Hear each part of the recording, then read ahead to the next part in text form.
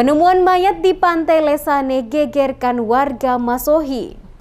Warga kota Masohi dan sekitarnya digegerkan dengan penemuan jasad perempuan tanpa identitas terdampar di Pantai Salobar, Kelurahan Lesane, Kecamatan Kota Masohi, Kabupaten Maluku Tengah, pada Selasa 17 Agustus. Kondisi jasad korban saat ditemukan hampir membusuk. Jasad perempuan tanpa identitas itu ditemukan warga sekitar pukul 13.30 waktu Indonesia Timur dalam kondisi tubuh terlilit tali dan tertindih jangkar baga nelayan di pantai tersebut. Polisi yang mendapatkan informasi tersebut langsung bergerak menuju lokasi pantai dan mengevakuasi jasad wanita itu.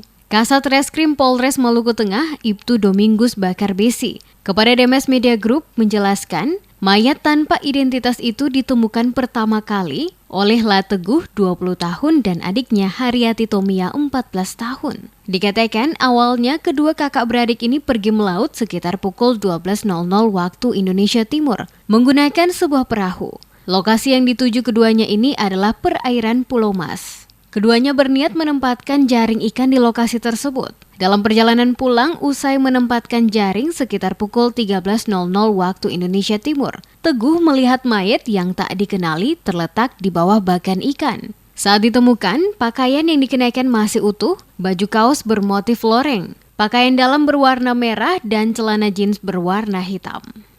Sementara kita belum pastikan bahwa korban itu dilakukan pembunuhan.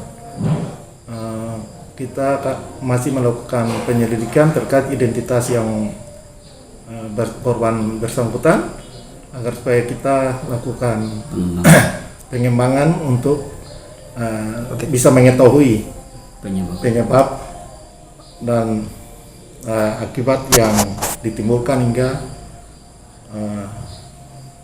korban tersebut meninggal dunia. Bakarbesi mengatakan jasad korban dievakuasi ke RSUD untuk diotopsi. Meski tubuh korban terikat tali, namun dari hasil pemeriksaan luar yang dilakukan dokter, tidak ditemukan adanya tanda-tanda kekerasan pada tubuh korban. Diperkirakan perempuan tanpa identitas itu sudah 2 atau 3 hari meninggal.